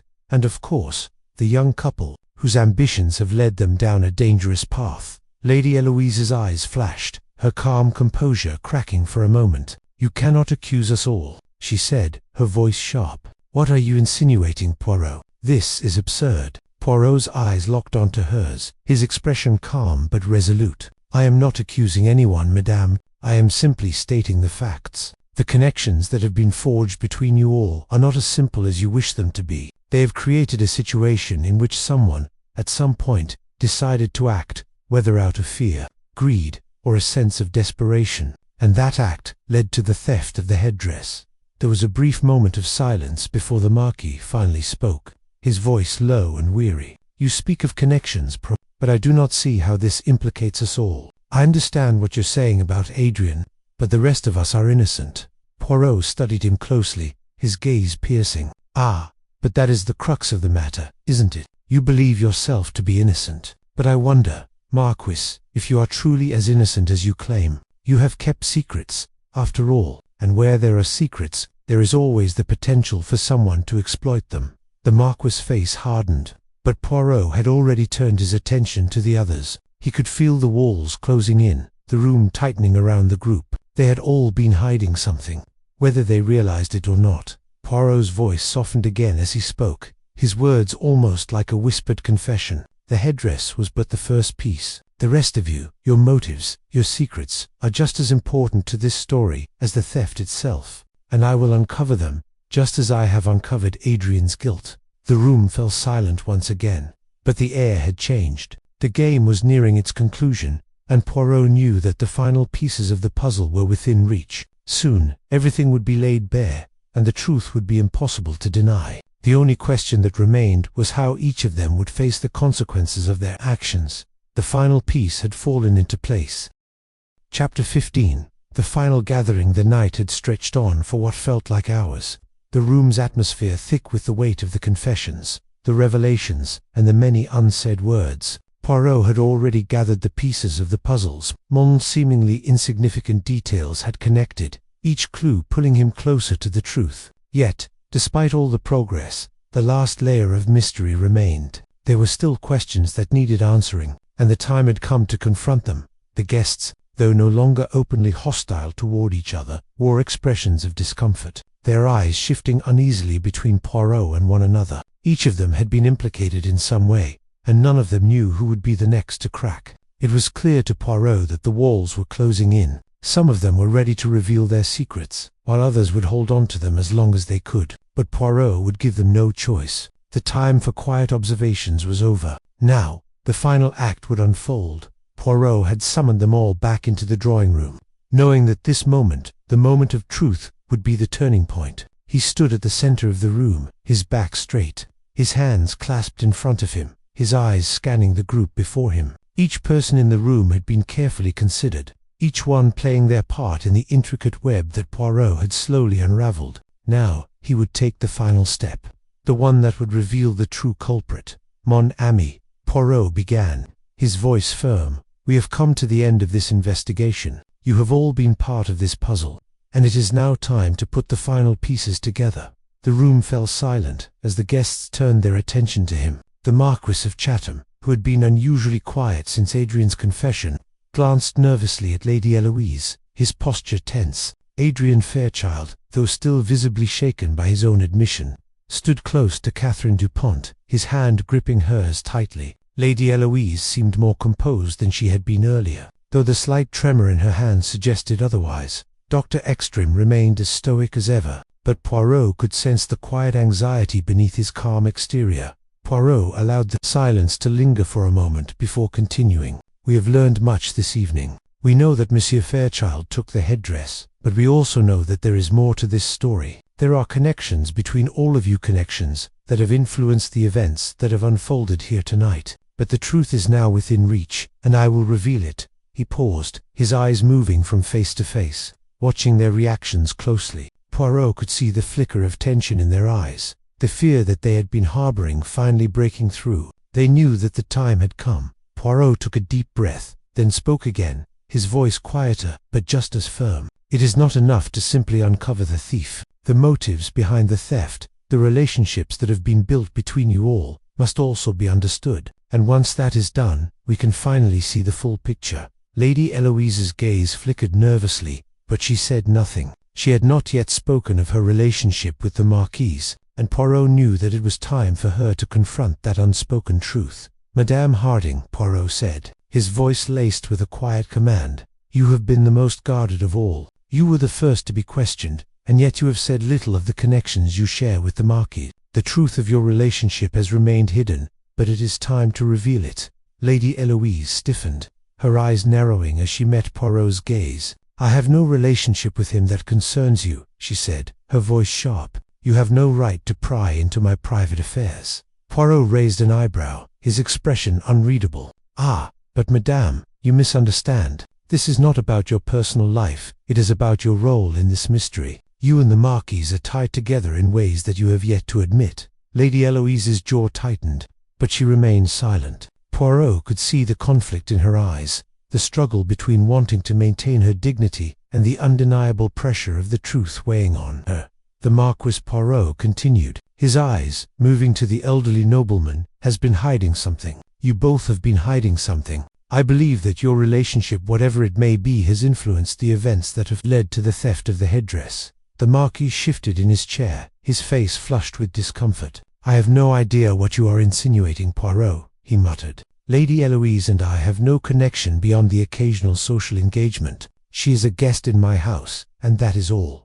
Poirot nodded slowly, his eyes never leaving the Marquis's face. "Ah, but the connections go deeper than that. Monsieur, you know as well as I do that there are hidden ties, secrets that have been buried for years, and it is these secrets that have led us to this moment." Lady Eloise stood abruptly, her face flushed with anger. "This is preposterous, Poirot," she exclaimed. "I have nothing to hide." Poirot's expression softened, but his voice remained firm. "Madame, the truth has a way of revealing itself, no matter how much we try to bury it. You and the Marquis have been bound by your own secrets, and now it is time to face them." The room fell silent once more, the weight of Poirot's words hanging in the air. The guests, though they had heard the words, were still processing the implications. The mystery was not simply about the headdress. It was about the tangled web of relationships and hidden truths that had led them to this. point, Poirot's gaze moved to the others.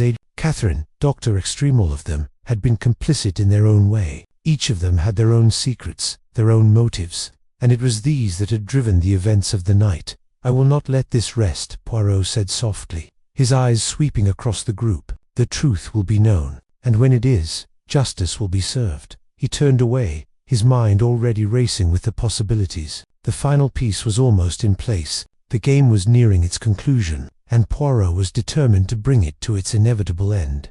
Chapter 16. The Reveal. The room was charged with an electric silence as Poirot stood, his gaze steady as it swept over the guests. The tension in the room had reached its breaking point, and with Adrian's confession, the weight of the mystery had begun to unravel. But Poirot knew there was more. There always was.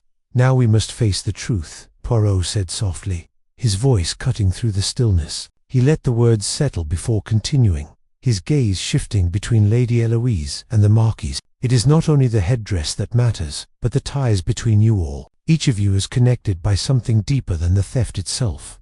Lady Eloise stiffened, but Poirot's eyes never left her. Madame, you have tried to conceal your connection to the Marquis, but your secrets are not so easily hidden. You are not as distant as you pretend. The Marquis shifted uncomfortably in his chair, his fingers gripping the armrests. Poirot, you are mistaken. Eloise and I have no such connection. Poirot raised a hand to silence him. Monsieur, you cannot deceive me. Your relationship, whatever it may be, has led us here. You are hiding more than the headdress. Lady Eloise glanced sharply at the Marquis, her lips pressed together. Poirot could see the subtle signs of tension, but they remained silent. Their secret, whatever it was, had been exposed by his careful observations. Poirot turned to Dr. Extreme, who had been standing quietly nearby. And you, Dr. Poirot said, his voice calm but firm, you too have been hiding something tied to this mystery. Dr. Extreme stiffened, but his face remained neutral. I have nothing to hide, he said, his voice controlled. Poirot studied him for a long moment before responding. Ah, but I have seen the note you tried to conceal. Doctor, it is the last piece of the puzzle, and it connects you to the truth. You were part of this, whether you wish to admit it or not. The room was still, the tension building, the pieces of the mystery were falling into place, and Poirot had already seen the connections. But the guests were not ready to face the reality of what had been exposed. They sat in stunned silence, as if afraid to speak. Poirot's gaze shifted to Adrian Fairchild, who stood near Catherine, his face pale. The young man had been the first to crack, but his confession had led them to the heart of the mystery. Yet Poirot knew that there was still more to be understood. The truth, Poirot said softly, is never simple. It is always tied to our fears, our desires. You all played a part in this, whether you intended to or not. Adrian looked down, his face filled with shame. Lady Eloise's eyes were fixed on the floor, her expression unreadable. Poirot knew that the weight of the evening's revelations had taken its toll on them. I have said all I needed to. Poirot continued, his voice firm. The truth is clear now. The thief has been unmasked, but the consequences will follow you all. With that, Poirot turned and walked toward the door. The guests remained seated, the silence hanging heavy in the room as the mystery was laid bare before them. Chapter 17. Outcome and Justice. The confession had settled heavily over the room, leaving behind an oppressive silence. Poirot, standing at the center, surveyed the guests with a steady gaze, his mind working to piece together the aftermath. The theft had been resolved, but Poirot knew that the consequences for everyone present would be the truth had been revealed, but justice was yet to come. Adrian Fairchild, his shoulders hunched in defeat, had confessed, but it was not enough. His remorse, though genuine, did not erase the harm caused by his actions. His greed, his attempt to escape the entanglements of his own life, had led him to steal the Gossamer Headdress. The object of beauty and prestige, now returned to its rightful place, had been only a catalyst in a much larger series of misdeeds. Poirot's gaze swept over the others, his thoughts continuing to process. The Marquis of Chatham, though a man of status, had tried to protect his own reputation at the cost of others. His silence in the face of mounting suspicion had been a reflection of his desire to avoid scandal. But the truth was now clear. His actions, or lack thereof, had allowed the theft to unfold. Lady Eloise Harding, ever composed, had struggled with the exposure of her relationship with the Marquis. Poirot knew that beneath her icy exterior lay a woman who valued control above all else. But in her attempts to keep her connection hidden, she had only drawn attention to it. Her motives, now exposed, were not as pure as she had hoped. Dr. Exwin, the family physician, stood silently in the corner, his arms crossed tightly. He had tried to deflect the investigation, to mislead Poirot with his calm demeanor, but Poirot had seen through the facade. The doctor's involvement in hiding certain truths, particularly the note, had added layers of complexity to the case. Poirot turned to the group. "Justice will follow, though it is not for me to decide the punishment. The law will determine the consequences, but you will all live with the consequences of your choices. That is the true cost." He paused, allowing the weight of his words to sink in. The room remained still, the guests unsure of how to respond. Poirot knew the truth, but the reckoning had only just begun. Each of them would have to face the consequences of their actions in their own time. Turning his attention back to Adrian, Poirot spoke again. "Monsieur Fairchild, you have made the first step. Confession, while important, is not the end of this journey. What matters now is what you do from here. Your path is not yet determined." Adrian's eyes flickered with a mix of guilt and uncertainty, but he remained silent, his head bowed. The tension in the room lingered, but Poirot knew that it was time to bring this chapter to a close. "The headdress has returned to its rightful place," Poirot said softly, "but the damage has been done. You are all bound by the truth now. There is no going back." With one final, deliberate glance at the group, Poirot turned toward the door, his steps slow but purposeful. The mystery had been solved, but the consequences, the real consequences, were yet to unfold. As Poirot left the room, the guests remained behind, each lost in their own thoughts. The truth had been revealed, and justice would follow. But for now, the reckoning had only just begun.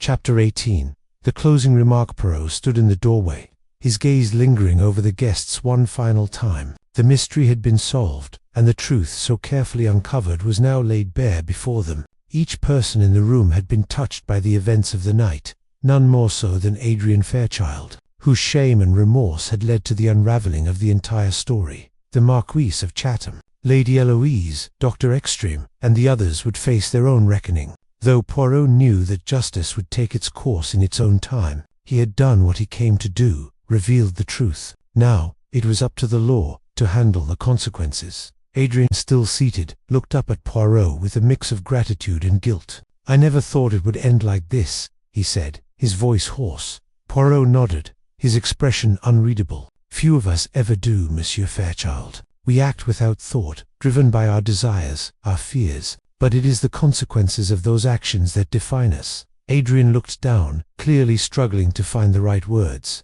But Poirot could see the resolve beginning to form in the young man. He had taken the first step, admitting his crime. The next steps, however, would be harder. Redemption, if it was to come, would take time. Poirot turned to face the others, his eyes sweeping across them. The truth had come at a great cost. They had all been part of this mystery, linked by secrets, by guilt, by fear. Now, they had nothing left to hide. "Madame Harding," Poirot said, his voice soft but unwavering, "you have been bound by your own secrets, and now, the ties that held you are undone. The truth is not always kind, but it is always necessary." Lady Eloise met his gaze, her eyes betraying the depth of her emotions. She did not speak, but Poirot saw the subtle shift in her. Her earlier defensiveness had softened. Perhaps, like Adrian, she would begin to reckon with the truth in her own way. Poirot's eyes moved to the Marquis, who had remained silent through the entire exchange. "Monsieur Poirot," said quietly, "your reputation was built on foundations of deceit. It will not be easily repaired. But the truth is out, and you must now face it, as we all must." The Marquis's lips tightened, but he made no reply. The damage had been done, and words could not undo what had been exposed. Poirot took a final look at the room. The headdress, restored to its place, now seemed almost irrelevant. The true resolution was the unveiling of their secrets, the breaking of their silence. "Good night," Poirot said, his voice tinged with quiet finality. "The case is closed, but remember this, the truth is the only thing that cannot be stolen." With that, Poirot exited the room, leaving behind a group forever changed by the truth.